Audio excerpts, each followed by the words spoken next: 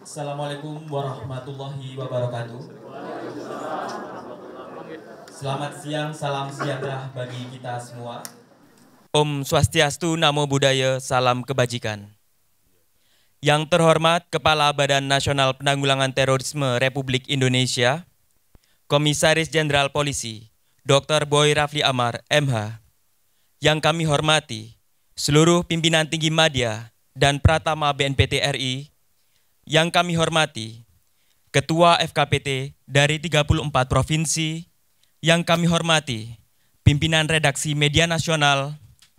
Yang kami hormati, seluruh awak media yang hadir pada kegiatan siaran pers akhir tahun 2022 Badan Nasional Penanggulangan Terorisme Republik Indonesia. Puji syukur kita haturkan kepada Tuhan Yang Maha Esa, Allah Subhanahu wa Ta'ala, atas rahmat dan hidayahnya. Kita diberikan kesempatan untuk dapat berkumpul pada kegiatan hari ini. Sebelum memulai acara utama pada hari ini, kami persilakan kepada seluruh tamu undangan untuk berdiri dan menyanyikan lagu kebangsaan Indonesia Raya.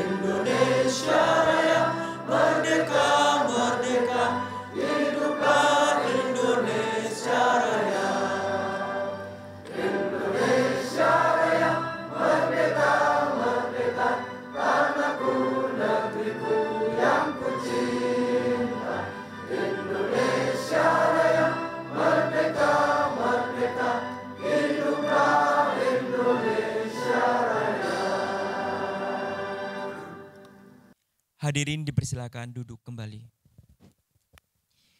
Acara selanjutnya adalah doa bersama yang akan dipandu oleh Saudara Didin Sayyidin. Waktu dan tempat kami persilakan. Assalamualaikum warahmatullahi wabarakatuh. Hadirin yang berbahagia, mari sejenak kita memanjatkan doa kepada Tuhan Yang Maha Esa.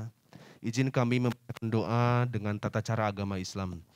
Bismillahirrahmanirrahim. Alhamdulillahirrabbilalamin. Wa sallallahu ala sayyidina Muhammadin wa ala alihi wa sahbihi wa salim, amin. Ya Allah Tuhan kami, sungguh kami bersyukur kepadamu, kami dapat sampai di ujung tahun 2022 ini penuh dengan rahmat dan karunia, kesehatan dan keselamatan yang dirasakan. Pada hari ini kami panjatkan doa dan pengharapan kepadamu. Semoga segala yang kami lakukan dan lewati di tahun ini mendapatkan pahala kebaikan dan keridhaan darimu, serta menjadi bagian dari dharma bakti kami kepada negeri. Kami sadar kami insan yang tak luput dari salah dan dosa, maka hanya ampunanmu yang menjadi harapan kami semua. Kami juga berharap semoga tahun depan, tahun 2023, menjadi tahun terbaik dalam hidup kami, tahun yang lebih baik bagi bangsa kami, serta menjadi tahun yang penuh dengan kesiapan untuk kami hadapi dan kami jalani. Ya Allah, hanya kepadamu kami memohon, semoga Engkau senantiasa memberikan kesejahteraan, keamanan, dan kedamaian kepada bangsa Indonesia yang kami cinta. Rabbana atina fid dunya hasanah wa fil akhirati hasanah wa qina azabannar. Wassalamun ala mursalin walhamdulillahirabbil alamin. Amin. Wassalamualaikum warahmatullahi wabarakatuh. Waalaikumsalam. Selanjutnya memasuki acara utama. Dengan hormat, kami mengundang Bapak Kepala BNPT RI untuk dapat menyampaikan siaran pers akhir tahun 2022. Kepada Bapak Kepala, waktu dan tempat kami persilakan. Terima kasih. Assalamualaikum warahmatullahi wabarakatuh. Salam sejahtera, Om Swastiastu, Namo Buddhaya, salam kebajikan. Dari teman-teman dari media massa yang saya hormati, hari ini BNPT berkesempatan untuk melanjutkan tradisi setiap akhir tahun untuk dapat menyampaikan beberapa kegiatan-kegiatan terkait dengan kinerja, aktivitas, program-program yang dilaksanakan dalam tahun anggaran 2022. Nah, hari ini kita ada tamu-tamu dari seluruh Indonesia. Di sebelah kanan saya khususnya adalah Ketua Forum Koordinasi Pencegahan Terorisme dari 34 provinsi. Bagaimana kita tahu bahwa di daerah itu kita belum memiliki kantor cabang ya. Jadi yang ada adalah mitra, yaitu Forum Koordinasi Pencegahan Terorisme yang terdiri dari berbagai tokoh masyarakat, tokoh akademisi, tokoh agama, tokoh pemuda, tokoh perempuan. Dari Aceh ini Bapak Dr. Muhlisuddin Ilyas MPD, demikian juga dari Sumatera Utara Bapak Dr. Andes Ishak Ibrahim MA. Dari Sumatera Barat Bapak Adil Mubarak SIP MSI. Dari Riau Hajah Dinawati SAG MM. Dari Kepulauan Riau Bapak Fauzi SAG MSI PSD. Dari Sumatera Selatan Bapak Ahmad Romi Afriansyah SAG. Di Bangka Belitung Ibu Sri Wahyuni ARSE. Dari Jambi Bapak Dr. Asyad Isma MPD. Dari Bengkulu Bapak Dr. Andes Hairil Anwar MSI. Dari Lampung Bapak Dr. Andes Muhammad Firsada. Banten Bapak Dr. Andes Kiai Haji Ahmad Tajudin MM. Terima kasih Pak Kiai. Dari DKI Jakarta Bapak Dr. Andes Taufan Bakri MSI. Terima kasih Pak Taufan. Dari Jawa Barat Bapak Dr. Andes Iip Hidayat, kayaknya sedang umroh beliau. Dari Jawa Tengah Profesor Dr. Samsul Ma'rif. Terima kasih Prof. Dari Jawa Timur Ibu Dr. Haja Hesti Armiwulan SHM Hum. Terima kasih Bu. Dari Yogyakarta Dr. Andes Bambang Wisnu Handoyo. Terima kasih Pak Bambang. Dari Bali Bapak I Gusti Agung Ngurah Sudarsana SHMH. Demikian juga dari NTB Bapak Lalu Abdul Wahid. Bapak NTT Bapak Insinyur Yohanes Octavianus MM. Dari Kalimantan Selatan Bapak Drones Aliansyah Mahadi. Waalaikumsalam. Bapak Kalimantan Utara Datu Iskandar Zulkarnain. Kemudian dari Kalimantan Timur Haji Ahmad Jubaidi Esos MSI. Dari Kalimantan Barat Bapak Profesor Dr. Wajidi Jasayadi MAG. Terima kasih Prof. Dari Kalimantan Tengah Bapak Dr. Hairil Anwar MAG. Terima kasih Prof. Dari Sulawesi Selatan Bapak Dr. Muammar Bakri LE MA. Dari Sulawesi Utara Bapak Max Surya Togas. Terima kasih Pak Max. Bapak dari Sulawesi Barat Bapak Dr. Andes Haji Muhammad Imran Idris MPD. Dari Sulawesi Tengah Bapak Dr. Insinyur Muhammad Nur Sangaji. Terima kasih. Dari Gorontalo Bapak Ibu Profesor Karmila Mahmud SPD MA PSD. Terima kasih Prof. Dari Maluku Bapak Dr. Abdul Rauf MAG. Terima kasih. Dari Maluku Utara Insinyur Hasbi Pora. Terima kasih. Dari Papua Bapak Musa Isir, kayaknya diwakili. Oh ada, baik. Terima kasih Pak. Dari Papua Barat Bapak Dr. Andes Musa Kamusi MSI. Terima kasih.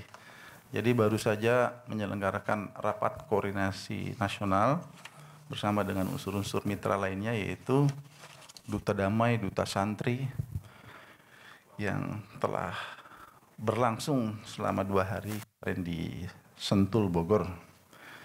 Nah, pada hari ini juga dari BNPT ada Pak Sestama, Pak Deputi 1, Mayor Jenderal TNI Nisan Setiadi, Deputi 2, Irjen Pol Ibnu Swendra, Deputi 3 Bapak Andika Krisna Yudanto, dan para direktur, inspektorat, kepala biro, lengkap semua ini dari eselon 2-nya. Terima kasih teman-teman. Jadi kami pertama-tama juga kepada rekan-rekan dari media yang merayakan Hari Natal, kami ucapkan selamat Hari Natal 2022. Semoga perayaan Natal yang telah berjalan ini tetap berjalan penuh dengan kedamaian dan memberikan kebahagiaan bagi seluruh bangsa Indonesia. Dan pada kesempatan ini kami ingin menyampaikan informasi-informasi, narasi-narasi yang telah kita susun, yang antara lain sebagai berikut. Kita menyadari bahwa BNPT berdasarkan Undang-Undang Nomor 5 2018 telah menjadi seperti lembaga leading sector lah dalam rangka mengkoordinasikan, ya. Jadi leading sector dalam mengkoordinasikan seluruh kekuatan yang dimiliki oleh negara. Contohnya baik itu dari yang dimiliki TNI, Polri, kementerian, lembaga, masyarakat. Maka di dalam pelaksanaan kegiatan-kegiatan itu kita mengistilahkan dengan program atau pendekatan pentahelix multi pihak. Nah, hari ini kebetulan satu dari pihak itu adalah media dan media massa. Jadi unsur pemerintah, kementerian, lembaga, di sini ada akademisi, ada masyarakat, ada dunia usaha, dan juga ada media dan media sosial. Kenapa? Karena 5 pihak ini memberikan pengaruh yang besar dalam rangka kita menghimpun kekuatan yang dimiliki oleh negara, sehingga dalam menghadapi ideologi transnasional seperti ideologi terorisme ini akan adanya sebuah kekuatan yang maksimal yang dimiliki oleh negara.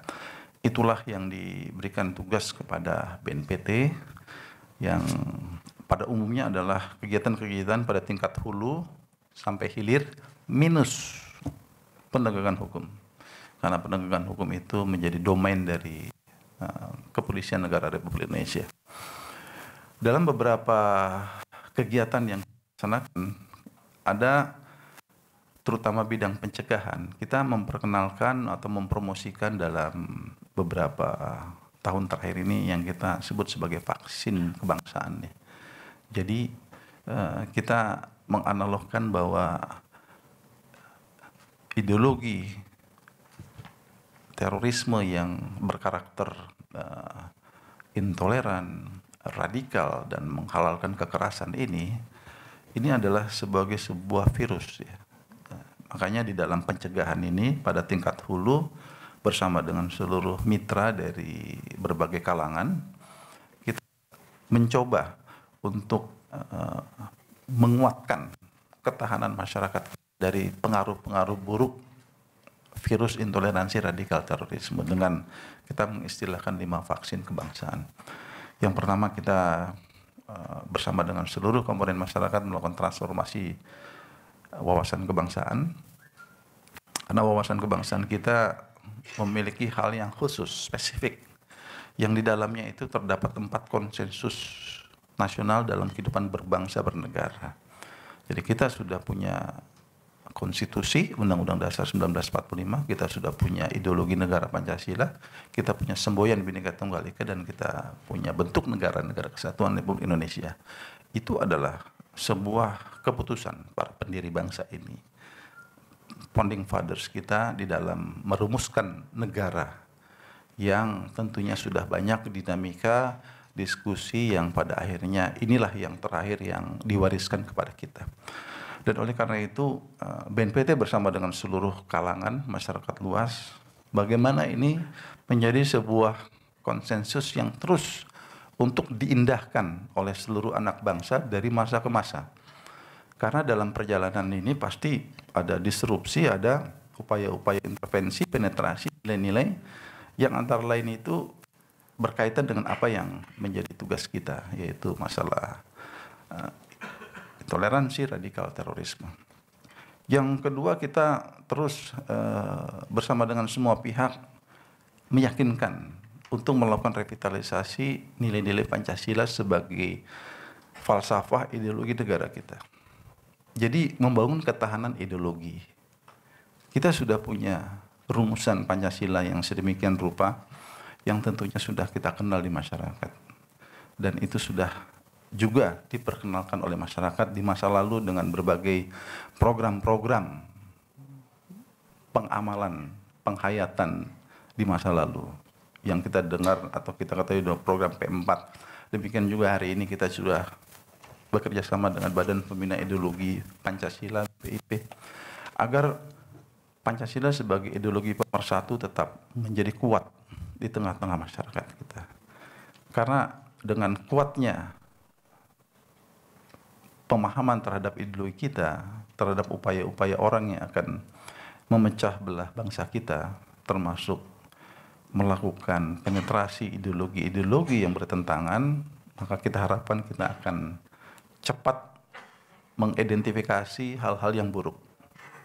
Efeknya akan meningkatkan kewaspadaan kita dengan baik. Moderasi dalam beragama. Nah, sebagai dalam negara yang mengesahkan beberapa agama, katakanlah di sini agama Islam, Kristen, Katolik, Hindu, Buddha, Konghucu, dan berbagai aliran kepercayaan, maka program-program moderasi ini menjadi hal yang terus kita dukung. Kita upayakan dengan berbagai kementerian lembaga, dunia pendidikan, dengan Kementerian Agama apalagi. Itu tadi yang posisinya sebagai lembaga koordinator leading sektor ya.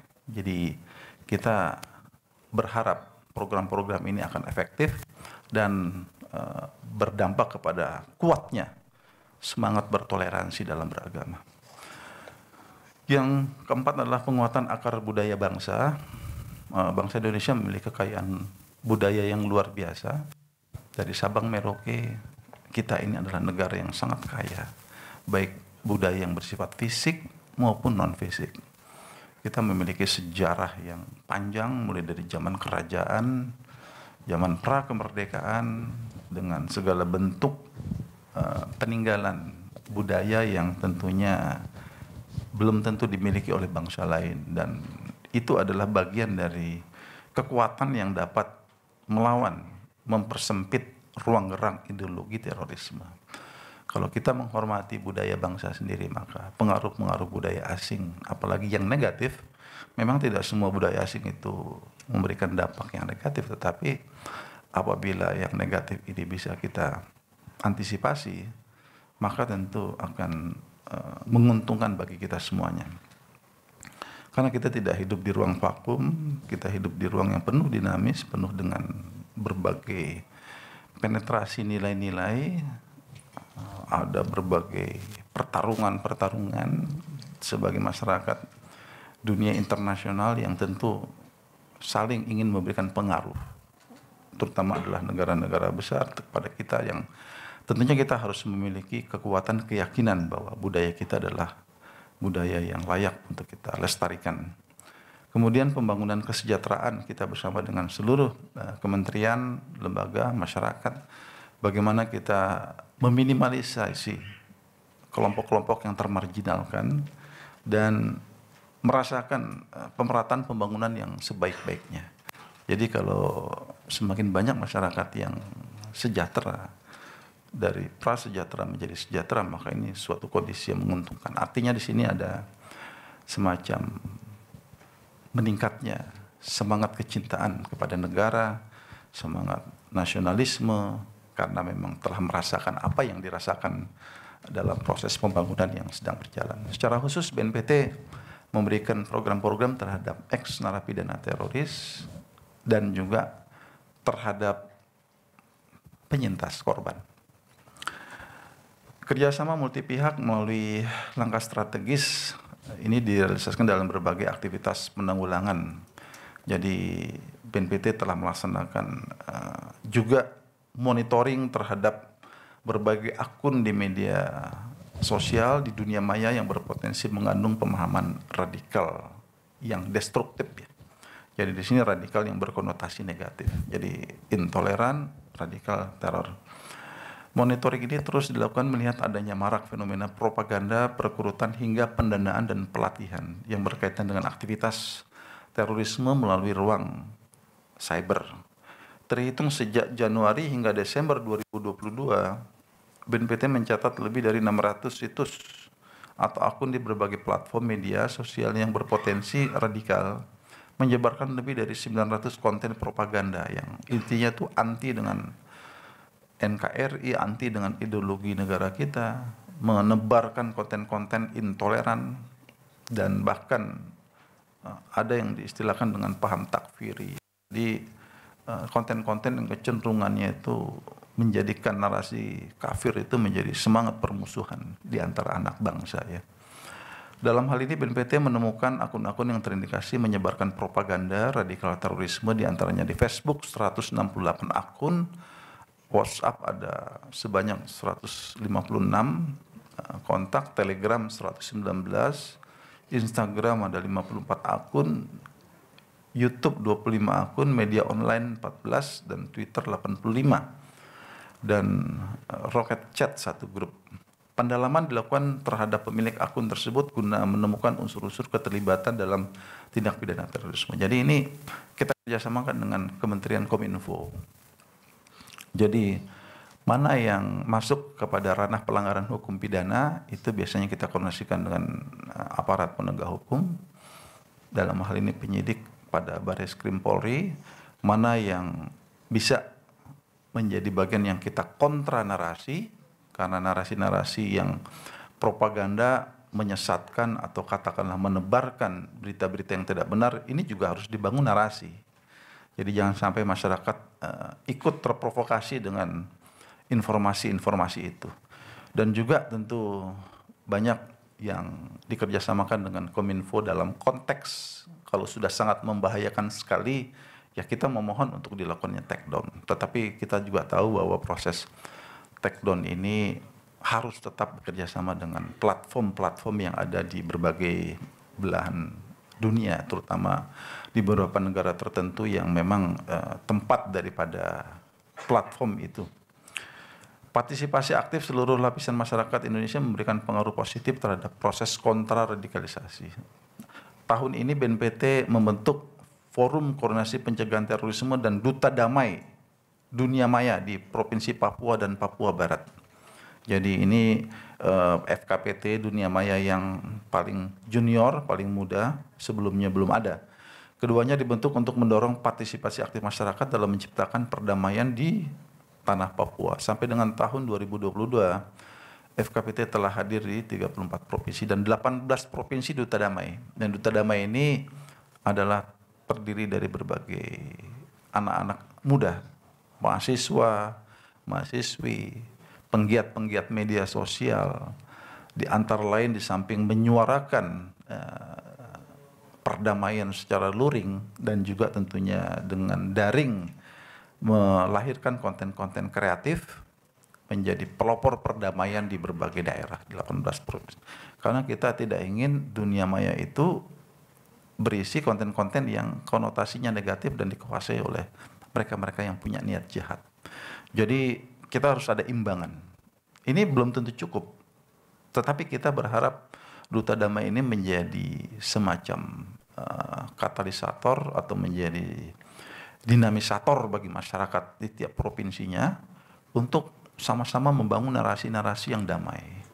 Karena mungkin juga rekan-rekan mengetahui bahwa bagaimana kondisi adab di dunia maya itu belum tertentu dengan baik ya. Jadi masih hukum sudah ada, tapi masyarakat masih kecenderungan untuk melanggar hukum dan seolah-olah tanpa merasa bersalah melakukan hal-hal yang sifatnya fake news dan sebagainya, atau hoax yang tentunya tidak menguntungkan bagi kehidupan bermasyarakat kita. Apalagi kalau konten-kontennya itu berisi narasi hate speech, kebencian, sampai kepada hal yang sangat berbahaya, yaitu konten-konten yang mengarah kepada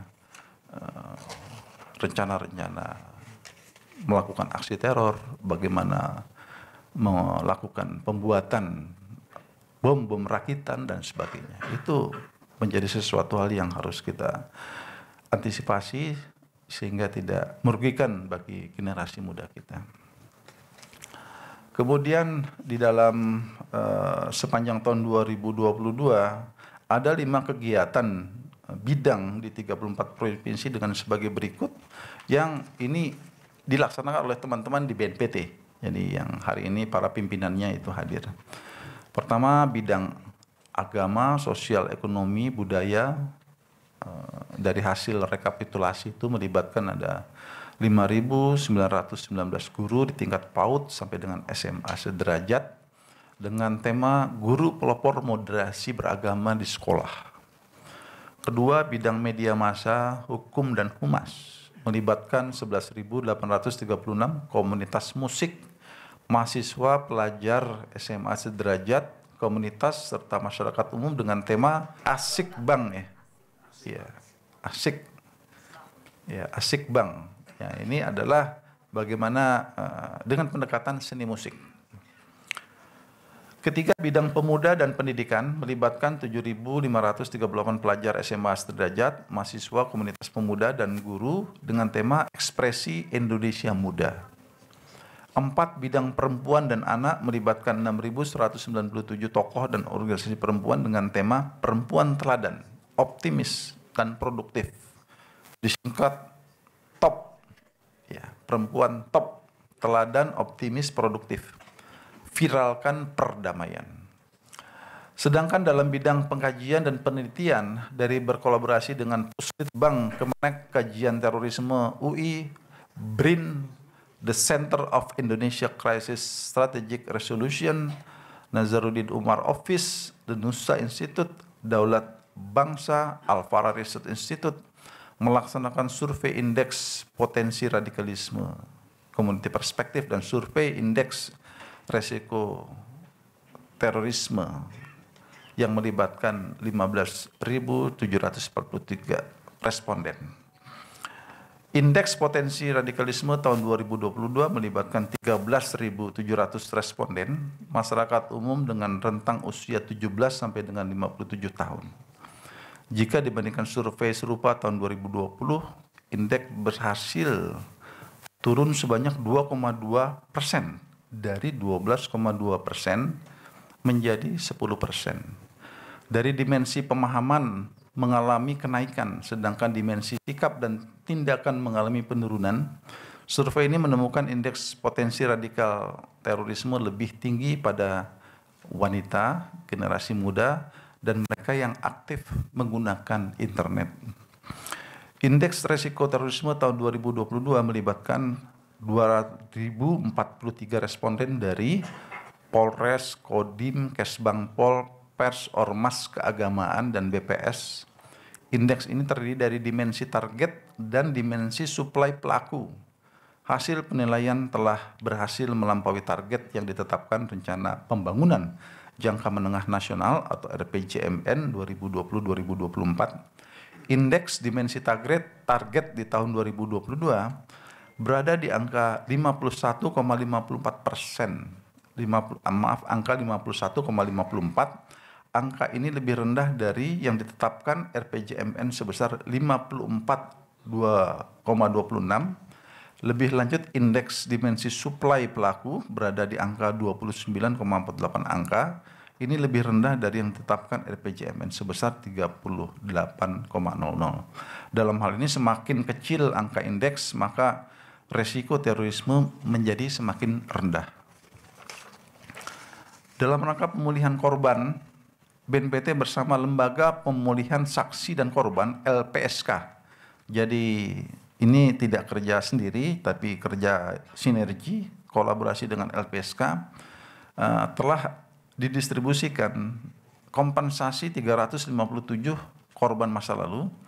BNPT RI juga bekerja sama dengan BUMN dalam hal ini PT Pupuk Kaltim dalam memberian dukungan psikososial bagi korban tindak pidana terorisme wilayah Kalimantan Timur. Selain itu BNPT pun hadir mendukung pemulihan korban melalui pengajuan korban Indonesia, program Indonesia Pintar, tingkat pendidikan dasar dan menengah, serta program Indonesia Pintar tingkat kuliah, PIPK, pemberian rekomendasi kenaikan pangkat, promosi pendidikan, promosi jabatan, dan tanda penghargaan dari 29 penyintas anggota Polri. Ada 29 korban kejahatan terorisme dari anggota Polri, serta pelatihan ketenagakerjaan melalui Balai Latihan Kerja Dinas Tenaga Kerja dan Transmigrasi Provinsi Sulawesi Tengah. Dalam upaya deradikalisasi, BNPT telah melaksanakan 355 kegiatan di dalam lapas terhadap 475 narapidana terorisme yang tersebar di 62 lapas dan 1 lapas khusus teroris kelas 2B Sentul. Sedangkan dalam upaya deradikalisasi di luar lapas, BNPT telah melaksanakan kegiatan deradikalisasi terhadap 1.192 orang ex-napiter. Jadi ini 2022 ya. Dari total ex-napiter terindikasi sejumlah 1.036 orang dan sebanyak 116 orang menjadi residivis. Dari data tersebut 19 orang masih di dalam lapas saat ini. Muncul kasus residivis tersebut disebabkan oleh dinamika isu teror yang terus bermunculan dan terus mempengaruhi dari mereka. Karena ini kan ideologi ya.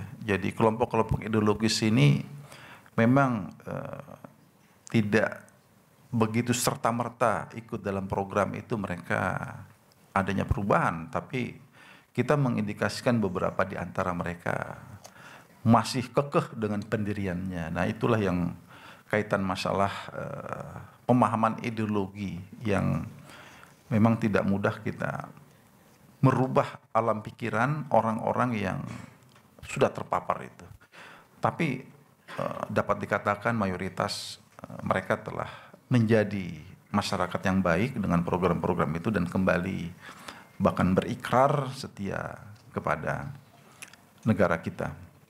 Beberapa residivis yang terlibat diantaranya adalah Iqbal Husaini pada kasus pelatihan militer Janto pada tahun 2009, Supriyadi yang tergabung dalam jaringan MIT 2012-2018, Juhanda pada peristiwa bom gereja Okumene Samarinda, Sunakim pada peristiwa bom Tamrin, Wawan Kurniawan pada peristiwa kerusuhan Makobrimob 2018, dan yang terakhir Agus Sujatno yang beberapa waktu lalu melakukan aksi bom bunuh diri di Polsek Astana Anyar.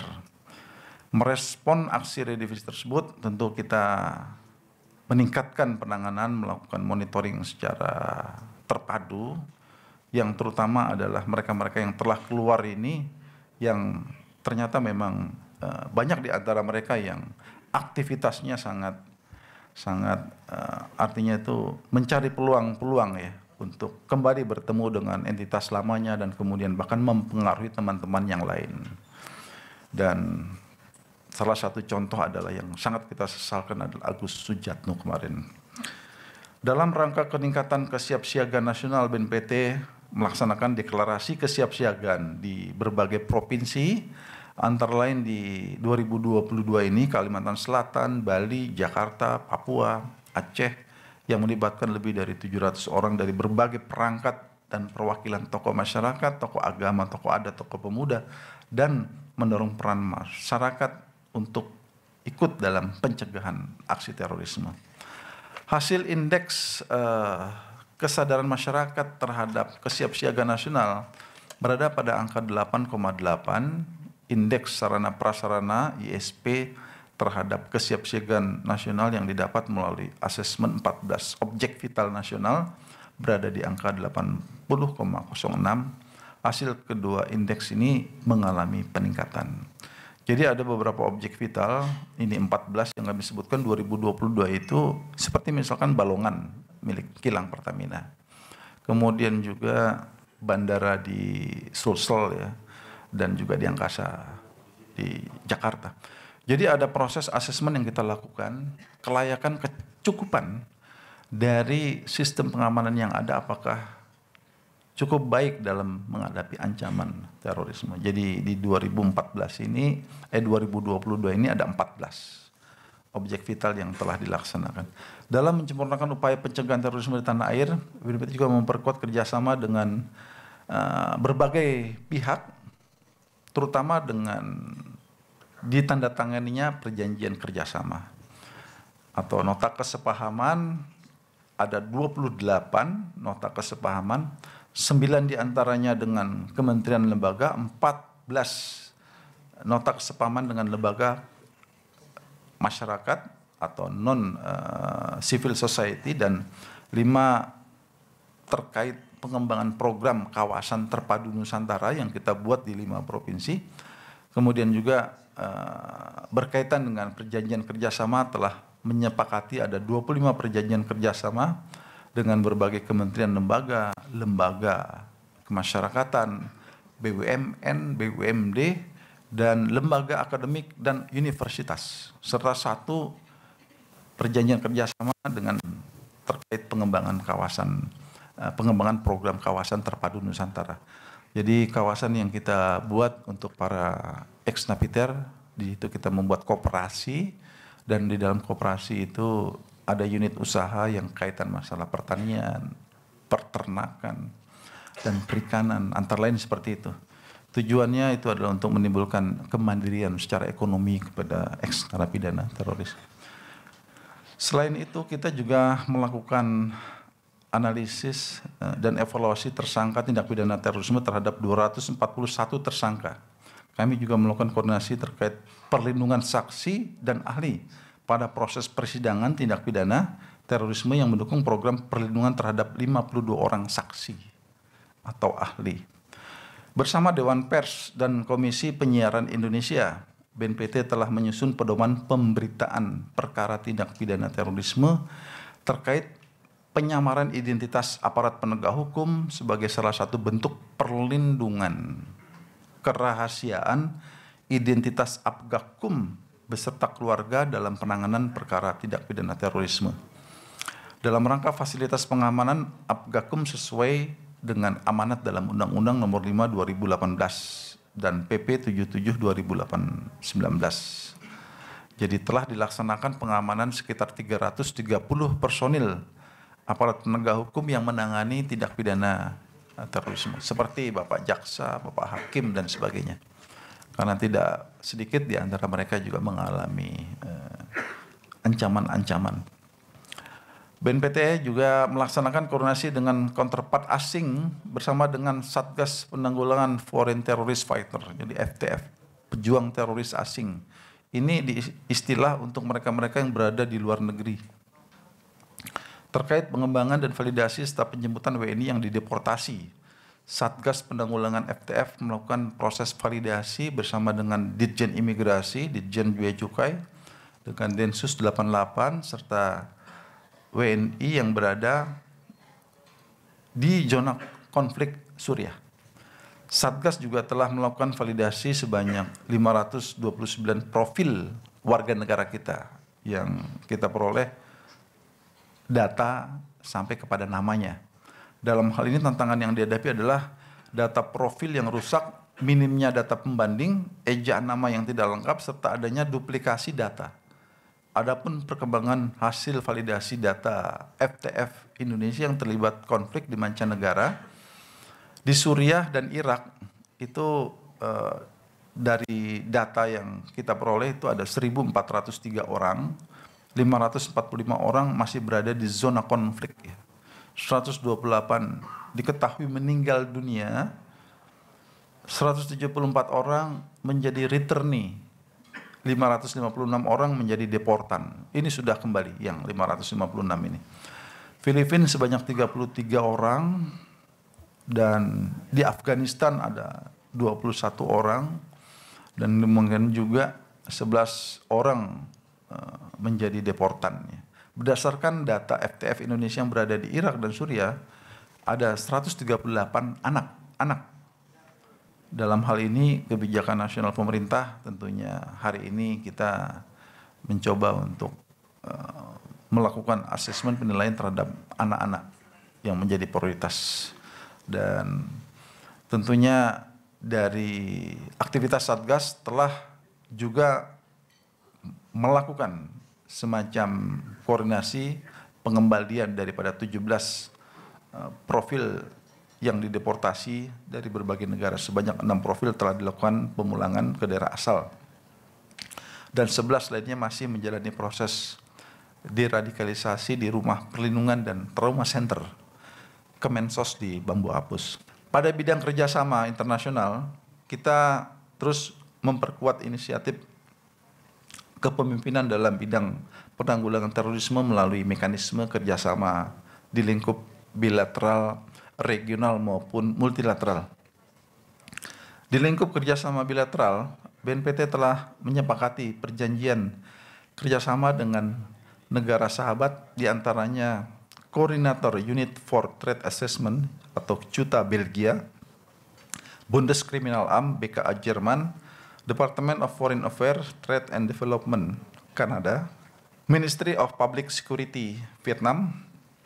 Dengan adanya kerjasama formal tersebut, hingga penghujung tahun 2022 telah bermitra 27 negara. Jadi total 27 negara selama ini pernah bekerja sama dengan kita, khususnya dalam pertukaran informasi, kerjasama di bidang intelijen, menjadi tuan rumah bersama dalam program-program counter terrorism. Seperti baru-baru ini kita dengan Australia, dengan Yordania, kita baru saja membuat program counter terrorism Aqaba Proses, di mana Aqaba Proses ini adalah program yang diinisiasi oleh Raja Yordania, King Abdullah. Kemarin kita mengundang seluruh terkait dengan asosiasi medsos, termasuk tech company. Jadi kita bahas itu dalam konteks ini kita ingin mereka peduli dengan berbagai konten-konten yang ternyata banyak sekali memanfaatkan platformnya mereka. Kita ingin mereka ada kepedulian untuk bisa menjadikan konten-konten tersebut untuk menjadi hal yang harus diatensi dan bahkan jika perlu tidak diberikan kesempatan untuk tayang. Selain itu di dalam memperkuat kegiatan-kegiatan dalam konteks ASEAN One Plan of Action to Prevent and Counter the Rise, Radicalization and Violent Extremism, BNPT juga aktif sebagai pimpinan pertemuan SOMTC, Working Group dan Counter Terrorism, juga aktif mendukung pertemuan bersama dengan mitra dialog ASEAN, termasuk melaksanakan rangkaian ASEAN-US Regional Workshop on Preventing Counter-Violent Extremism, Stock Taking of Ongoing and Emerging Threat and Trend, the second Bali Work Plan Multi-Sectoral Task Force meeting, and the second ASEAN Partners meeting for the implementation of the Bali Work Plan 2019-2025. Pada lingkup kerjasama multilateral, inisiatif dan kepemimpinan Indonesia dalam bidang penanggulangan terorisme telah mendapatkan apresiasi dari berbagai kalangan dunia internasional. BNPT mewakili pemerintah Indonesia telah diundang secara khusus dalam Counter Terrorism Committee Open Briefing on South Asia and Southeast Asia and Closed Meeting CTC di markas besar PBB New York. Hal ini mempertimbangkan capaian pemerintah Indonesia yang dipandang mencatat kemajuan yang signifikan di dalam upaya penanggulangan terorisme sejak 2019. Terkait dengan upaya pemulihan korban, United Office on Counter-Terrorism memandang pemerintah Indonesia sebagai salah satu negara yang paling maju di dunia. Oleh karena itu, UNOCT telah memberikan kesempatan pemerintah Indonesia untuk menghadiri the first United Nations Global Congress of Victims of Terrorism di markas besar PBB New York pada September 2022 lalu untuk menyampaikan upaya-upaya yang telah dilakukan pemerintah Indonesia dalam mempromosikan pemenuhan hak dan kebutuhan korban terorisme. Jadi dunia ini begitu sangat peduli dengan para korban terorisme. Oleh karena itu, termasuk program yang kami sampaikan tadi, kompensasi negara yang telah diberikan melalui LPSK dan bersama BNPT, itu adalah sebuah komitmen yang kita tunjukkan kepada dunia.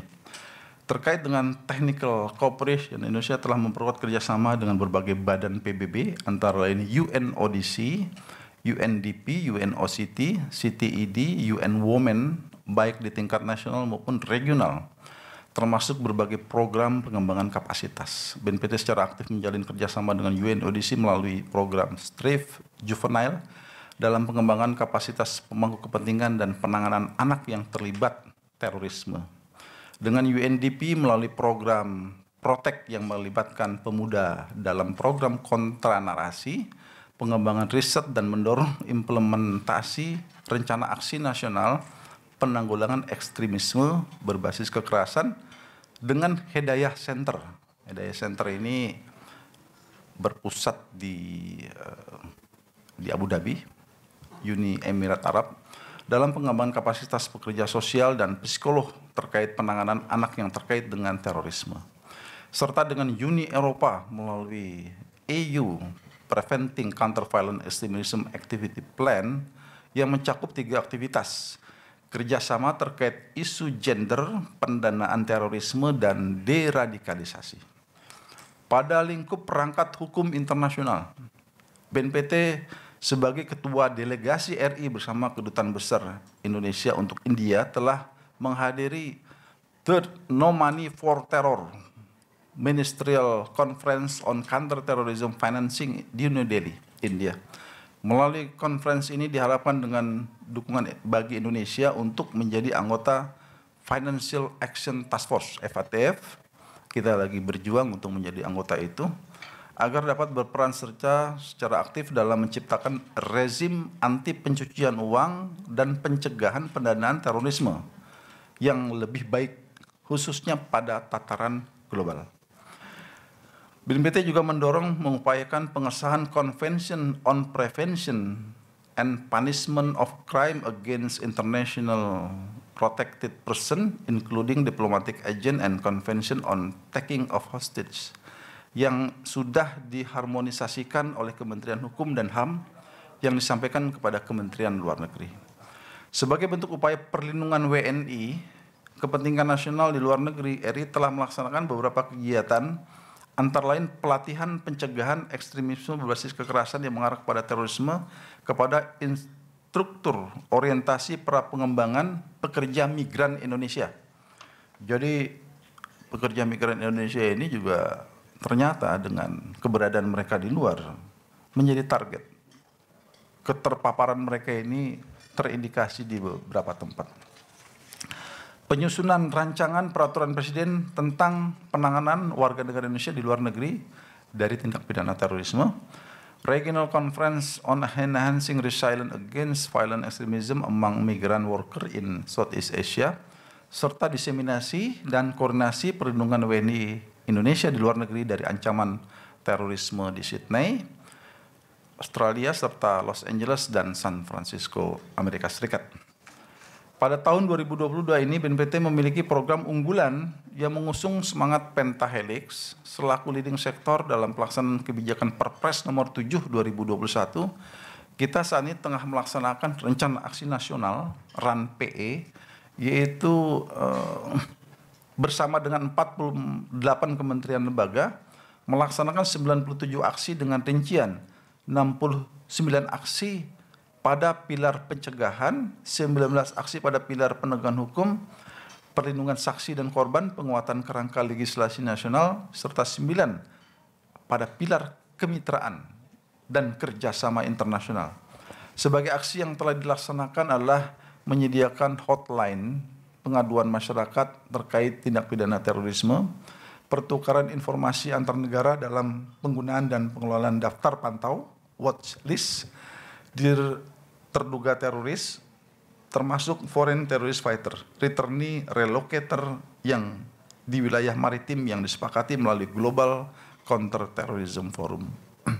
Jadi di kalangan para teroris ini juga terjadi relokasi, ya, berpindah tempat. Misalkan dari Syria berpindah ke tempat lainnya. Kemana itu? Ke Afghanistan, ke Yaman misalkan, atau ke Filipina.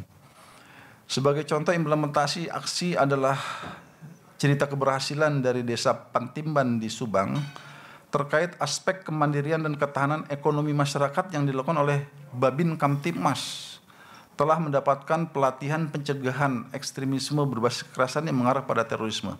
Selain itu, cerita keberhasilan lain adalah terkait kampanye kreatif inovatif pemuda melalui kegiatan FKPT bidang pemuda dan pendidikan yang melibatkan 3.400 orang siswa dan mahasiswi dalam pencegahan radikalisme terorisme dengan pitutur kebangsaan, ekspresi Indonesia Muda. Program-program inovatif dan konten media sosial untuk menciptakan aktor pemuda pelopor perdamaian, diskusi pemuda lintas iman, terkait isu perdamaian, toleransi, radikalisme, serta program Peace Goes to School dan kemah kebangsaan, yakni pendidikan perdamaian yang diperuntukkan bagi SMP SMA dengan materi toleransi, anti-bullying, dan kekerasan yang berbasis kepada gender. Dalam rangka mendorong implementasi rencana aksi nasional tadi, rencana aksi nasional penanggulangan ekstremisme yang mengarah kepada terorisme, telah dibentuk rencana aksi daerah penanggulangan ekstremisme berbasis kekerasan di 6 provinsi seperti Aceh, Jawa Barat, Jawa Tengah, Jawa Timur, Sulawesi Tengah, dan Kota Surakarta. Melalui penerbitan peraturan daerah terkait RADPE ini, selain itu saat ini juga terdapat beberapa kota sedang menginisiasi adanya rencana aksi daerah. Jadi dari Inpres, Perpres menjadi Perda di daerah, atau mungkin setidak-tidaknya Pergub, per wali kota atau peraturan bupati. Dalam rangka mengkoordinir dan memperkuat partisipasi pemangku kepentingan di masyarakat terhadap implementasi RAN-PE baik di pusat maupun daerah, telah dibentuk kelompok kerja tematis RAN-PE dan Forum Kemitraan Nasional Pemerintah dan Pemangku Kepentingan di Masyarakat yang disahkan melalui Surat Keputusan Kepala BNPT nomor 299/2022. Pokja tematis ini diharapkan dapat mendorong kerja kolaboratif pemerintah dan para pemangku kepentingan di masyarakat semakin optimal dengan menggunakan pendekatan pentahelix dari whole government and whole society approach yang merupakan value dari Perpres. Jadi Perpres ini menggalang kekuatan dari hulu ke hilir. Jadi ini banyak program-programnya di bidang pencegahan yang diharapkan jangankan menjadi teroris, berpikir menjadi teroris saja tidak ada tempat bagi warga negara kita. Diharapkan seperti itu. Oleh karena itu maka kolaborasi ini adalah banyak lebih kepada sosialisasi, edukasi, memberikan pemahaman kepada masyarakat agar tidak mudah percaya begitu saja ketika orang-orang menebarkan narasi-narasi radikal intoleran, radikal teror. Selain RAN-PE bersama dengan 46 kementerian lembaga dan Dewan Pers tergabung dalam tim sinergitas pengembangan kawasan terpadu Nusantara yang merupakan salah satu bentuk upaya penanggulangan terorisme dengan pendekatan kesejahteraan. Jadi kawasan ini adalah sebenarnya orientasi untuk membangun kesejahteraan kepada para ex-napiter. Sudah ada 5, 2022 ini yang kita bentuk. KTN di Turen di Jawa Timur, ada di sana melibatkan beberapa mitra deradikalisasi. KTN di Sumbawa, KTN di Garut, KTN di Temanggung, dan di Morowali, Sulawesi Tengah. Kehadiran KTN diharapkan mampu mempercepat proses reintegrasi sosial dan meningkatkan produktivitas mitra deradikalisasi. Jadi mitra kita ini sering sekali ketika kembali ke masyarakat itu mengalami resistensi dari lingkungan. Dan BNPT diharapkan mampu menjadi jembatan agar mereka bisa diterima oleh lingkungan, dan salah satu jalan tengahnya adalah program-program seperti itu sehingga mereka menjadi tidak lagi menjadi masyarakat yang termarginalkan dan itu berpotensi menjadi residivis. Di samping KTN, kami juga membangun warung NKRI. Nah, warung NKRI ini bukan warung-warung seperti biasa, warung kopi, tetapi ada sesuatu yang kita titip di sana, yaitu adalah tempat, ini merupakan singkatan warung itu ya, Wadah Akur Rukun Usaha Nurani Gelorakan NKRI, adalah untuk tempat-tempat dilakukannya dialog kebangsaan yang melibatkan generasi muda. Jadi mungkin di sana ada tokoh muda, ada tokoh yang senior, kemudian narasi-narasi kebangsaan ini kita angkat, yang intinya adalah untuk kita sama-sama meningkatkan kecintaan kepada NKRI, meningkatkan kewaspadaan. Dan mudah-mudahan di 2023 ini nanti minta dukungan dari FKPT di seluruh Indonesia, mudah-mudahan di Kalsel, di Kendari, Bu Andi, dan di mana saja bisa bermitra dengan pemerintah daerah, pemerintah kota. Setidak-tidaknya kita sudah punya jalinan komunikasi dengan Kesbangpol di masing-masing kabupaten dan provinsi, karena mereka juga adalah sama memiliki tugas menjaga ideologi negara Pancasila, menyampaikan wawasan kebangsaan. Ini bisa menjadi mitra-mitra strategis dari FKPT. Mudah-mudahan di tahun 2022 ini kita hanya bisa membuat 19 program warung ini. Mudah-mudahan di 2023 bisa lebih dari 19. Dan bahkan di kedeputian kita juga kita targetkan menjadi penyelenggara. Kedeputian 1 berapa, kedeputian 2 berapa, 3. Sehingga dengan teman-teman ekosistem yang dibangun dalam program kerjasama kolaborasi yang berjalan ini, antara lain adalah kita bangun narasi-narasi yang mewujudkan semangat nasionalisme, bela negara, agar ideologi-ideologi intoleran radikal terorisme ini tidak mendapatkan tempat di masyarakat kita. Karena kondisi ini adalah kondisi yang tidak boleh berhenti, yang terus kita suarakan, kita bangun kesadaran, karena dari generasi kita terus tumbuh, hilang berganti, generasi yang baru tentu kita tidak harapkan menjadi generasi yang disorientasi terhadap bangsanya sendiri, tetapi dia paham bangsanya seperti apa, dia ngerti karakter bangsanya seperti apa, dan dia sebagai warga negara mengetahui harus berbuat apa terhadap negaranya. Tim Sinergitas juga melakukan 679 rencana aksi pembangunan fisik dan non-fisik di 5 provinsi. Jadi tim Sinergitas ini ada lagi BNPT dengan kementerian lembaga. Jadi ada program-program rencana aksi ini yang sudah dijalankan, antara lain tadi 679 aksi, dan itu yang bersifat fisik, dan 5 yang bersifat non-fisik. Antara lain dilaksanakan di Jawa Barat, Jawa Tengah, Jawa Timur, Nusa Tenggara Barat, Sulawesi Tengah, dan menjangkau 26 kabupaten kota. Kegiatannya antara lain, nah ini antara lain nih, pendirian rumah susun Pondok Pesantren Wali Songo di Kabupaten Poso, pembangunan rumah susun untuk asrama santri Pondok Pesantren Nahdlatul Thalibin Kecamatan Poso Pesisir, Kabupaten Poso, serta rumah susun di Pondok Pesantren Utsman bin Affan Dompu, Nusa Tenggara Barat, yang berkolaborasi dengan Kementerian PU-PERA. Pemasangan penerangan jalan umum tenaga surya di Jawa Timur dan Jawa Barat, serta pembangunan lapangan olahraga di SMP 2 Dompu, Nusa Tenggara Barat, bekerjasama dengan Kementerian ESDM, pembangunan balai latihan kerja, komunitas, dan Kementerian Lembaga Ketenagakerjaan di Pondok Pesantren Hidayatullah di Kota Palu, Provinsi Sulawesi Tengah, pemberian bantuan berupa alat pertanian seperti hand traktor, bibit tanaman sayur, dan buah-buahan untuk mendukung kegiatan kawasan terpadu Nusantara di Turen, Temanggung, KTN Morowali, dan Kementerian Pertanian.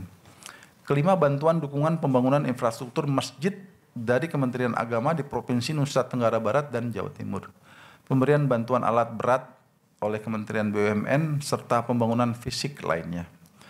Pembangunan non-fisik yang dilakukan berupa beberapa kegiatan diantaranya. Jadi ada yang sifat fisik tadi, nah ini non-fisik. Pertama, pemberian beasiswa pada berbagai jenjang pendidikan. Pelatihan ketenagakerjaan dan kewirausahaan. Pemberian modal usaha, penyediaan pelayanan kesehatan, serta sosialisasi dan workshop penguatan nilai-nilai kebangsaan dan kontraradikalisasi bagi ex-napiter dan masyarakat rentan terpapar paham radikal terorisme.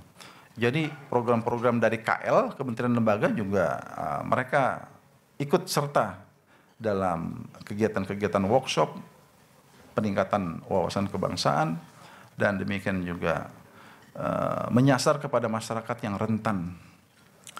Kegiatan sinergitas telah berhasil membangun kepercayaan dan hubungan baik dengan berbagai stakeholder di wilayah. Jadi para stakeholder kita, terutama pemerintah daerah, dengan adanya program-program dari kementerian lembaga itu ya cukup senang ya, karena tentu tidak mengganggu APBD mereka, tetapi malah justru mendapatkan tambahan-tambahan. Tetapi memang tidak semua, memang belum semua yang diusulkan oleh pemerintah daerah itu langsung di ACC begitu saja. Biasanya kalau tidak di ACC tahun ini, nanti di tahun depan dipertimbangkan masuk dalam program APBN Kementerian Lembaga di tahun 2023, misalkan seperti itu. Nah ini mungkin ya sekedar hiburan lah ya. Ada rekor muri ini ya.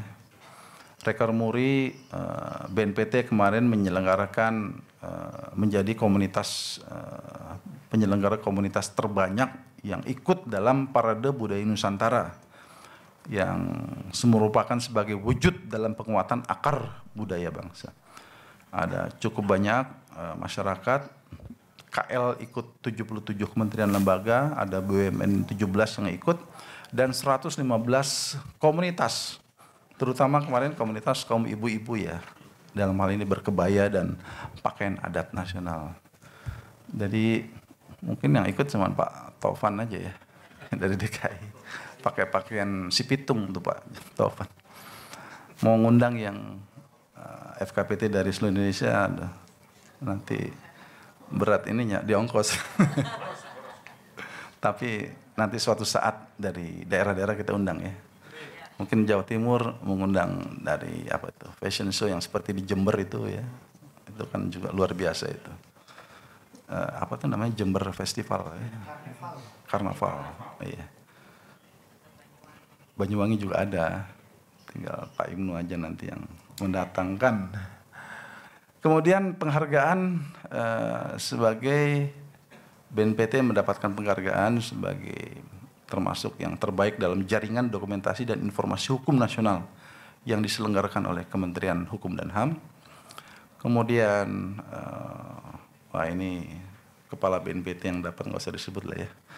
Kemudian yang terakhir ini dari hasil pemeriksaan keuangan penilaian dari BPK kita mendapatkan ke-9 WTP berturut-turut. Dan itulah kira-kira gambaran-gambaran kinerja yang bisa kita sampaikan kepada teman-teman media. Nah, teman-teman media tentu diharapkan ya bisa menjadi bagian dalam menyampaikan ini kepada masyarakat. Artinya negara tidak diam. Negara membangun kekuatan, negara membangun kolaborasi. Namanya ideologi transnasional itu, ini kan ideologi transnasional ya. Jadi kenapa dibilang transnasional? Karena kita harus yakin bahwa kepribadian bangsa Indonesia tidak seperti ini perilakunya.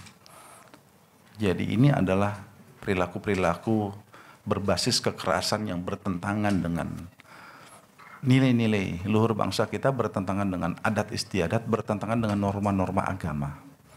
Sedangkan kita tentunya sebagai bangsa yang dikenal sebagai bangsa pejuang, mengedepankan semangat kegotong royongan, membangun semangat kecintaan terhadap NKRI karena kita adalah bangsa yang 350 tahun setidaknya mengalami masa penjajahan. Jadi kita adalah bangsa yang tentunya lahir dari hasil perjuangan. Nah oleh karena itu BNPT tentu terus memberikan contoh-contoh yang positif, teladan dari para leluhur bangsa kita yang pernah dilakukan oleh para leluhur bangsa kita. Kemarin kami ke Aceh, ya Pak Musliuddin waktu itu mungkin acara kesiapsiagaan nasional kayaknya nggak hadir ya Titi ya. Oh hadir ya, hadir. Sabang, bukan di Sabang, di Banda Aceh. Kita juga menyaksikan pertunjukan opera ya, Cut Nyak-Din ya. Bagaimana Cut Nyak-Din pada waktu itu menunjukkan semangat jihad fisabilillah melawan penjajah Belanda ya. Seperti Hadratus Syekh Hasyim Asy'ari di Surabaya di Jawa Timur. Kenapa? Karena itulah contoh semangat membangun kekuatan yang ditumbuhkan oleh tokoh-tokoh kita melawan penjajahan. Nah, mereka-mereka dari penyebar luas paham ideologi terorisme ini berusaha untuk merekrut anak bangsa kita untuk memusuhi bangsanya sendiri. Jadi dengan meracuni pemikiran-pemikiran yang tentunya merubah akal sehat dan kemudian ada di antara warga negara kita akhirnya harus menjadi pelaku-pelaku kekerasan seperti pelaku bom bunuh diri misalnya. Sedangkan menjadi pelaku bom bunuh diri itu juga tentunya adalah sesuatu yang dilarang oleh agama manapun dan juga merupakan hal yang bertentangan dengan kepribadian kita bangsa Indonesia yang masyarakat senang memiliki semangat persatuan, semangat gotong royong, semangat kemanusiaan yang tinggi, semangat nilai-nilai keadilan. Tetapi anak bangsa kita dirusak untuk melakukan aksi-aksi kekerasan dan bahkan diajarkan untuk membenci bangsanya sendiri. Nah, inilah yang kita lakukan, BNPT memperkuat ketahanan masyarakat kita dari berbagai aspek, utamanya adalah aspek ideologi, sosial budaya. Dan kita berharap dengan ketahanan itu pada akhirnya tidak ada tempat bagi ideologi-ideologi berbasis kekerasan yang merupakan ideologi import itu untuk bersemai di hati sanubari masyarakat kita. Jadi kerja kita dengan seluruh mitra, dengan FKPT, Duta Damai, memasang jejaring ya, kerjasama dengan semua pihak agar pada akhirnya tidak ada kesempatan bagi mereka. Namun demikian kita tahu bahwa kehidupan bangsa kita ini, kita hidup di tengah masyarakat penuh dengan berbagai pengaruh-pengaruh yang terus dinamis, apalagi ideologi ini cara bekerjanya adalah dengan gerakan-gerakan yang sifatnya tidak kasat mata. Dia merupakan aktivis-aktivis yang melakukan penyebarluasan paham-paham dengan cara-cara yang tidak terbuka, tidak tertutup, tahu-tahu ada korban. Apalagi dengan saat ini dimudahkan dengan online radicalization, online training yang marak berkembang. Oleh karena itu ketahanan masyarakat pada aspek informasi kita harapkan menjadi kuat. Nah, narasi-narasi ini mohon bisa dielaborasi oleh teman-teman media, jadi jangan sampai kita lengah sebagai bangsa, terutama adalah kalangan generasi muda, asik ikut dalam percakapan online, tetapi ternyata di balik itu semua ada rencana-rencana yang tidak baik, yang harus kita waspadai. Kita bersyukur perkembangan teknologi semakin bagus, tetapi kita berharap perkembangan teknologi itu juga membawa peradaban yang baik buat bangsa kita. Jadi jangan sampai kita menjadi korban perkembangan teknologi. Yang ada adalah bagaimana teknologi untuk membangun peradaban Indonesia yang lebih baik.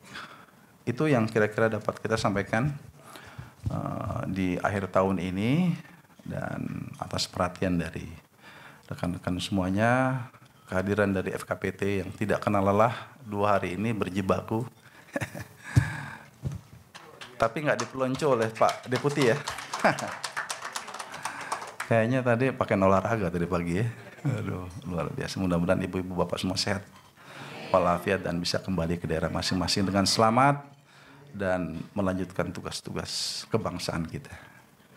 Terima kasih. Wassalamualaikum warahmatullahi wabarakatuh. Om Santi Santi Santi. Kami ucapkan terima kasih kepada Kepala BNPT yang telah menyampaikan siaran pers akhir tahun 2022. Selanjutnya mohon perkenan Bapak Kepala untuk kami buka sesi tanya jawab. Iya, ini boleh. Kami persilakan kepada rekan-rekan media. Kalau ada yang bertanya, kalau nggak ada ya juga nggak apa-apa. Oh, ini ada. Mohon disebutkan dari mana, nama siapa.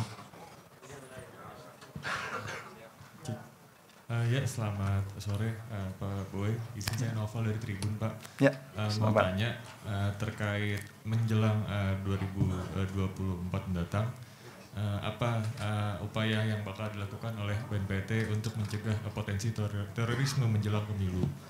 Itu yang pertama. Yang kedua terkait tindakan terorisme di Bandung lalu, itu kan sejumlah pihak mempertanyakan BNPT begitu terkait adanya tindakan tersebut.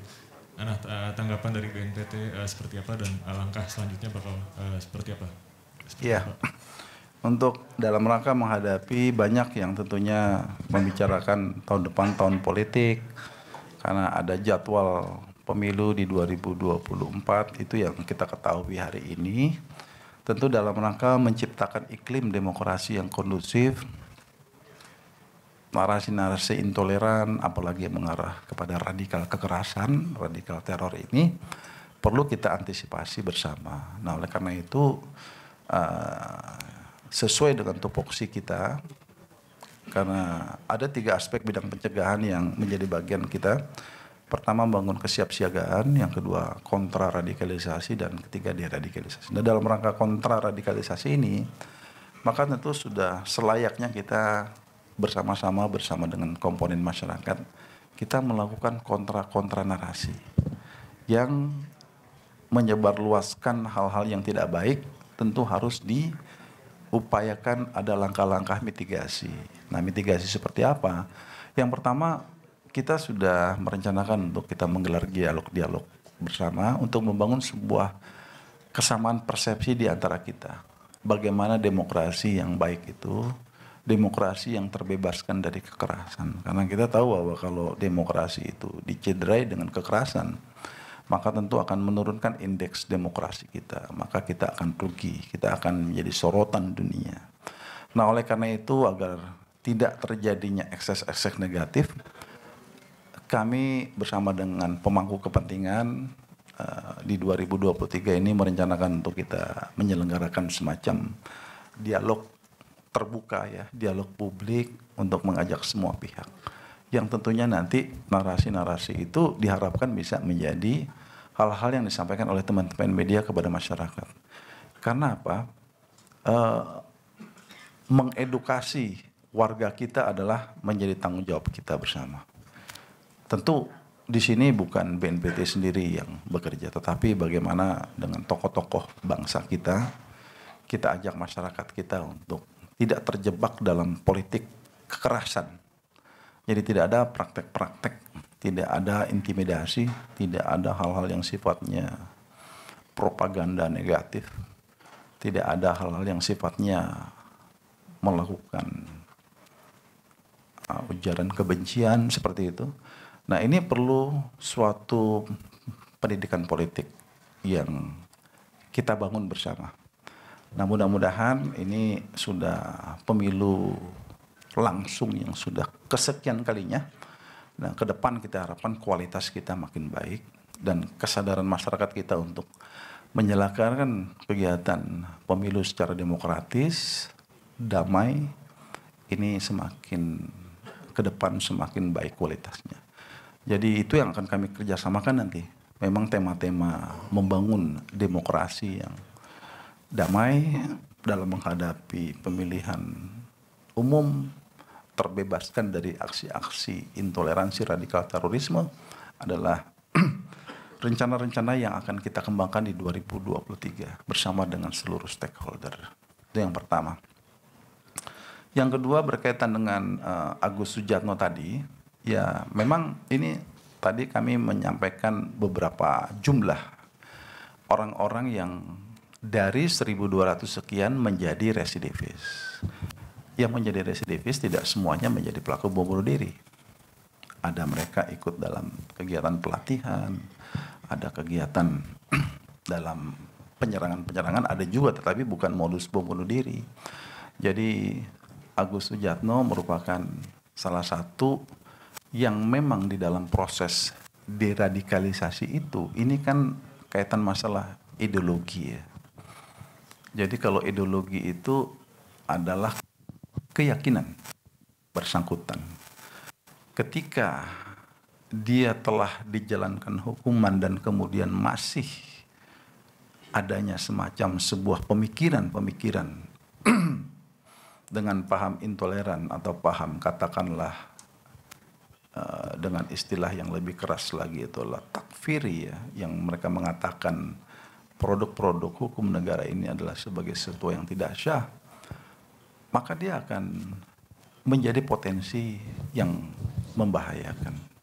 Nah, oleh karena itu setelah keluar 2021 sebenarnya upaya-upaya pendekatan sekali lagi dengan tupoksi BNPT ya, melakukan pendekatan deradikalisasi terhadap mereka dengan beberapa kegiatan aktivitas dari staf-staf saya di lapangan sudah berjalan. Tapi ini kan mereka hidup di alam terbuka. Jadi kalau sudah menjadi masyarakat biasa, dia bukan lagi menjadi tahanan. Yang ada adalah ajakan kita untuk melakukan kegiatan-kegiatan aktivitas dalam rangka memberikan kesejahteraan kepada mereka. Apa yang terjadi ini adalah sesuatu yang tentunya memang sebuah keniscayaan dari kelompok ideologis. Karena kalau kita lihat sejarahnya, dia juga salah satu pembuat ya, pembuat bom rakitan yang di Cicendo 2016 lalu ya. Jadi terhadap peristiwa ini tentu menjadi bagian yang kita evaluasi, kita koreksi di mana letak kekurangan kerjasama kita di antara stakeholder ya. Ya, jadi lagi-lagi kita harus melihat secara utuh, komprehensif di dalam bagaimana kita mencermati seseorang ex narapidana. Jadi dari mereka-mereka yang sudah kembali, pada umumnya mayoritas mereka kembali kepada masyarakat menjadi orang biasa dan menjadi masyarakat yang beraktivitas secara normal. Tetapi ini adalah kejahatan ideologi. Jadi kondisi-kondisi ada ekspresi yang mereka masih keras tapi diam, tidak melakukan aktivitas atau katakanlah hanya sebatas narasi. Tetapi ada di antara mereka yang merupakan kelompok inti ya dalam kategorinya sebagai kelompok merah, itu dengan segala siasatnya dia. Jadi dia selalu akan berpura-pura ikut, tetapi ternyata apa yang dia tampilkan itu berbeda dengan alam pikirannya sesungguhnya. Dan bahkan yang lebih berbahaya lagi, dia wujudkan secara sembunyi-sembunyi rencana-rencana kejahatan berikutnya. Peristiwa ini kita evaluasi karena tentu BNPT bersama dengan seluruh komponen kita sebenarnya punya bina padu. Jadi cara bina padu terhadap lembaga pemasyarakatan BNPT dengan petugas dari Densus 88, kita menjadikan ini menjadi sebuah evaluasi. Tetapi ciri-ciri karakter pidana yang merupakan kelompok inti, dia bisa berpura-pura, dia bisa memainkan peran, dia bisa melakukan perencanaan-perencanaan yang tanpa diketahui, karena dia telah sebenarnya menjadi orang yang bebas. Oleh karena itu sistem pemantauan terhadap ex-napiter ini nanti kita akan juga mengajak unsur-unsur pemerintah daerah, aparat-aparat satuan kewilayahan, seperti Polres, Kodim, di Polres ada Babinsa, Babin Tipmas. Ini akan menjadi yang kita berikan tembusan. Sehingga keberadaan orang-orang ini di setiap desa, di setiap daerah bisa dipantau bersama-sama. Jadi evaluasi itu kita lakukan dan kemudian ke depan kita akan ada semacam peningkatan pengawasan khusus terhadap mereka yang masih kategori merah. Jadi kira-kira penjelasan saya seperti itu. Ya, yang lain? Ya.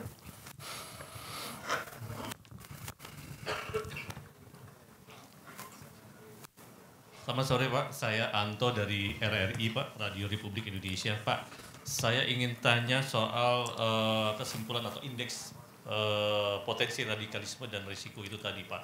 Variabelnya apa sih Pak dalam mendapatkan angka itu? Karena saya lihat begini Pak, di 2021 ada kurang lebih 400-300 lebih yang kemudian terduga terorisme yang ditangkap. Kemudian kemarin menjelang Nataru itu ada puluhan juga terduga teroris yang ditangkap oleh Densus 88. Nah, kalau memang salah satu variabelnya adalah penangkapan itu, ya jelas angkanya tuh resikonya turun karena memang sudah ditangkap duluan itu Pak. Kemudian fakta di lapangan juga Pak, banyak napiter yang tadi Bapak juga sebut yang kemudian beraksi dengan berbagai sebut, bahkan terakhir di Astana Anyar juga itu juga napiter. Nah kemudian variabel lain yang saya lihat juga kondisi di lapangan adalah maraknya intoleransi yang disini disebut intoleransi adalah sebagai bibit awal dari radikalisme tadi Pak. Bukan hanya perorangan Pak, ya seperti di viral itu kan pelarangan orang beribadah Natal kemarin, bahkan secara kelembagaan mungkin seperti di Cilegon, kemudian di Rangkas kalau nggak salah yang bupatinya melarang, itu kan juga bisa memicu. Nah dari tiga hal tersebut kok saya melihat agak ada hal berbeda dari hasil indeks yang didapat seperti itu. Mohon penjelasannya Pak. Ya memang antara kegiatan-kegiatan penegakan hukum dengan upaya-upaya pencegahan itu bisa berjalan simultan ya, simultan.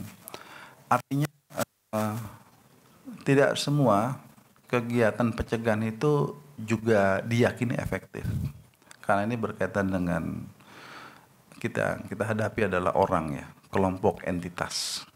Tetapi tentunya juga tingkat kesadaran dari masyarakat itu bisa kita ukur. Nah itu adalah antara lain bagaimana survei-survei itu kita lakukan dengan beberapa lembaga riset ya. Intinya itu sebenarnya memang hasil dari ada yang megang hasil riset ini. Jadi beberapa yang disurvei itu berkaitan dengan pemahaman masyarakat tentang ideologi negara kita, Pancasila, untuk mengukur apakah masyarakat kita ini istilahnya pro kepada ideologi negara kita atau sebaliknya anti. Kemudian apakah dari beberapa kuesioner ini berkaitan dengan pengetahuan-pengetahuan yang bersangkutan seperti misalkan dengan istilah-istilah takfiri, togut dan sebagainya. Kemudian yang juga berkaitan dengan sikap ataupun respon masyarakat terhadap pemerintah dan beberapa pertanyaan-pertanyaan yang disampaikan dalam kuesioner tersebut.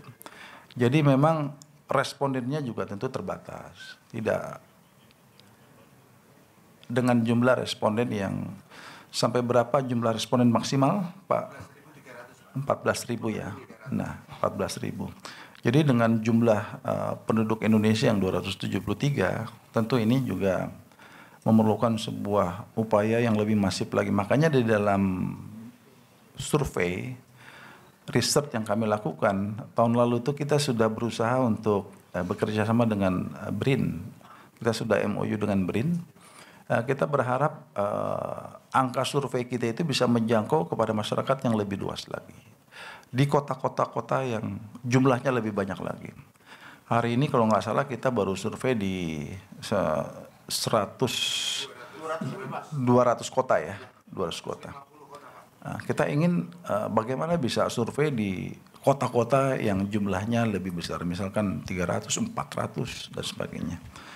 Oleh karena itu, pada dasarnya hasil survei itu lebih kepada bagaimana kita menentukan langkah-langkah berikutnya. Bagaimana kita menyusun kebijakan dan strategi kita yang kita komunikasikan dengan pemerintah daerah. Misalkan di situ ada beberapa kota dengan hasil penilaian tertentu. Nah, hasil-hasil survei itu kita coba komunikasikan dengan pemerintah daerah untuk menggiatkan. Misalkan indeks intoleransi suatu daerah.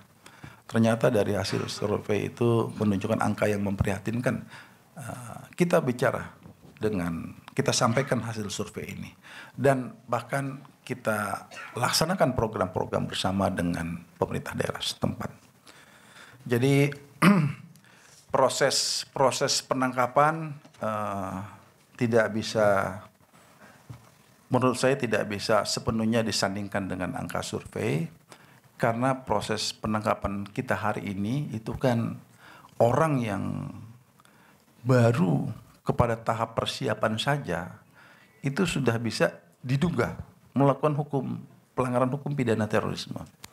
Jadi dengan undang-undang yang baru ini, orang baru pada tahap perencanaan, persiapan, rapat-rapat, itu sudah diindikasikan, diduga kuat melakukan aksi perencanaan terhadap aksi terorisme.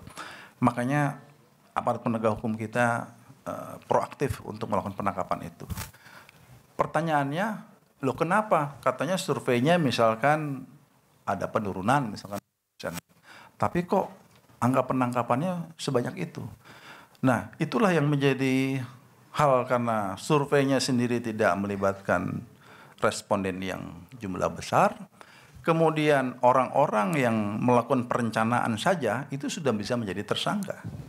Tapi itulah konsekuensi dari hukum yang telah diamandemen dari 15/2003 menjadi 5/2018.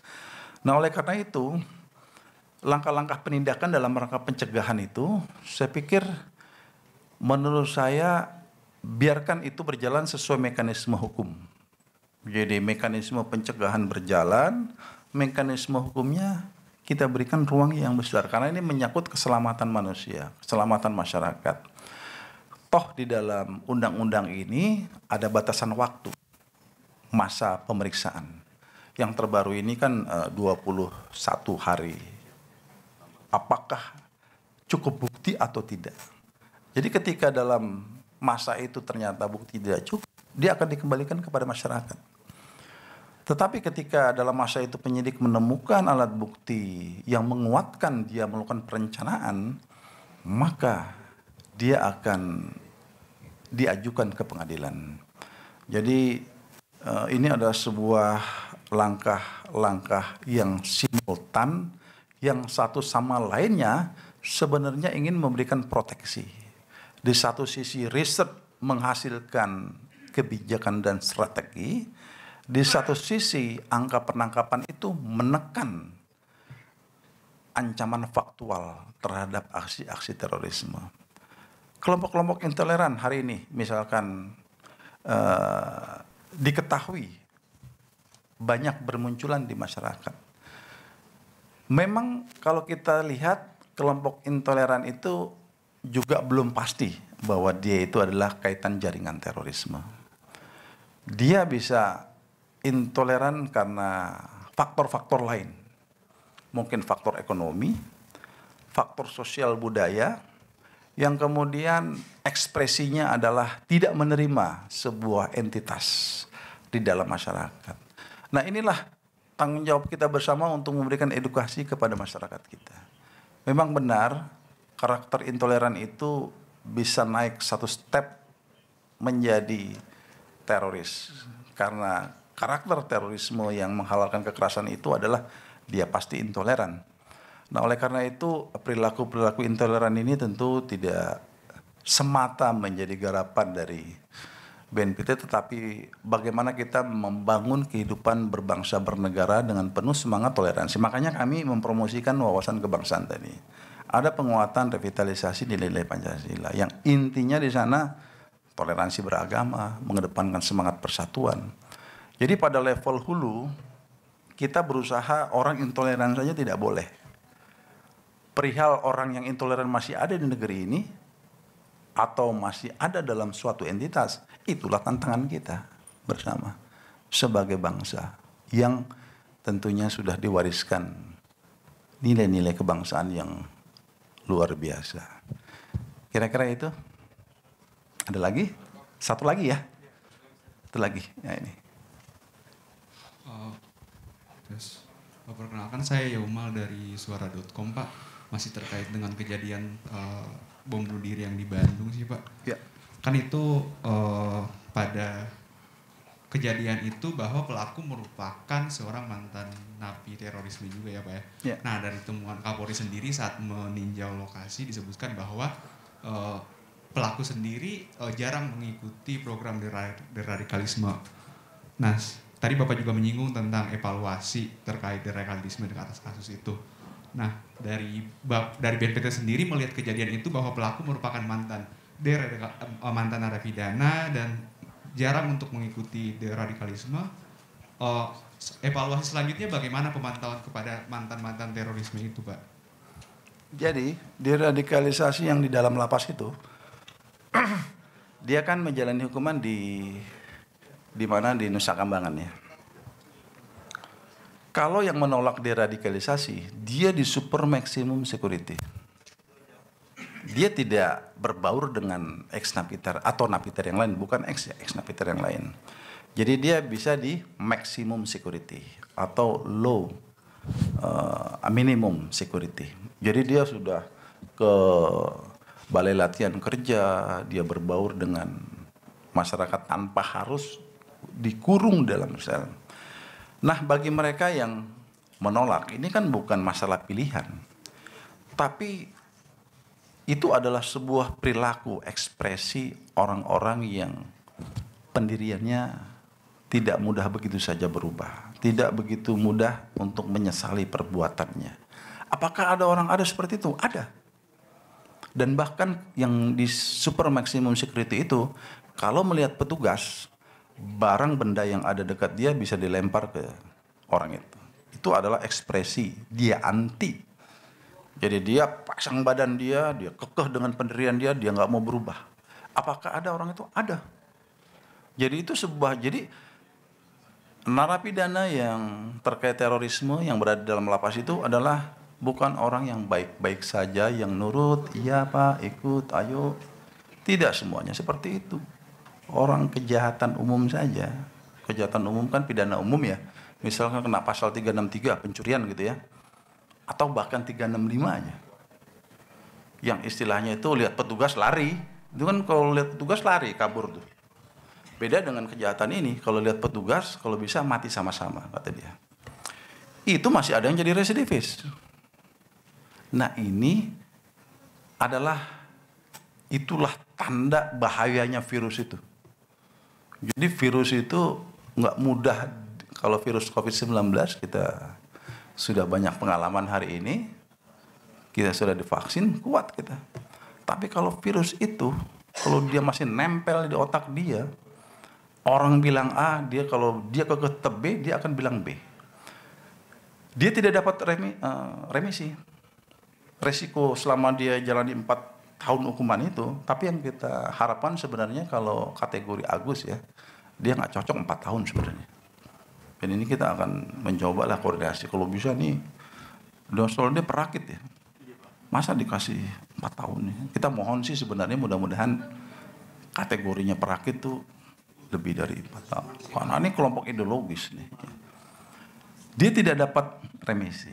Dia jalani hukuman full. Ketika masa hukuman pemidanannya habis, sebagai warga negara yang telah menjalani hukuman, walaupun dia dinilai tidak kooperatif, dia punya hak untuk keluar. Ya, proses di luar inilah yang memang kita evaluasi. Tetapi upaya-upaya membujuk dia untuk menjadi ikut dalam kegiatan dunia usaha dan sebagainya. Ada proses-proses itu yang sudah kita jalankan. Tapi ada sebuah peristiwa yang memang luput dari pemantauan, yang kemudian dia akhirnya dengan caranya dia bisa kembali membuat bom rakitan itu, bom panci itu. Dia kan spesialisnya bom panci. Jadi ini adalah sebuah kondisi yang menurut saya memang penuh tantangan. Proses penanganan ex narapidana bukan lagi narapidana, dia di luar lapas yang tentunya harus kita tingkatkan lagi pengawasan dengan multi stakeholder yang lebih ketat lagi. Itu ya yang kita akhirnya kita evaluasi dan kita rapatkan bersama seperti itu. Ya. Dia ternyata di luar pemantauan petugas kita melakukan aktivitas mencari teman-temannya lagi, dan beberapa teman yang dihubungi itu sekarang dalam pendalaman lebih lanjut. Karena kita ingin memburu lagi apakah ada perencanaan lain yang mereka lakukan. Itu sedang berjalan. Mungkin itu tidak layak untuk kita bicarakan dulu, biar saja itu melalui mekanisme penyelidikan yang sedang dijalankan. Baik. Terima kasih, saya rasa itu.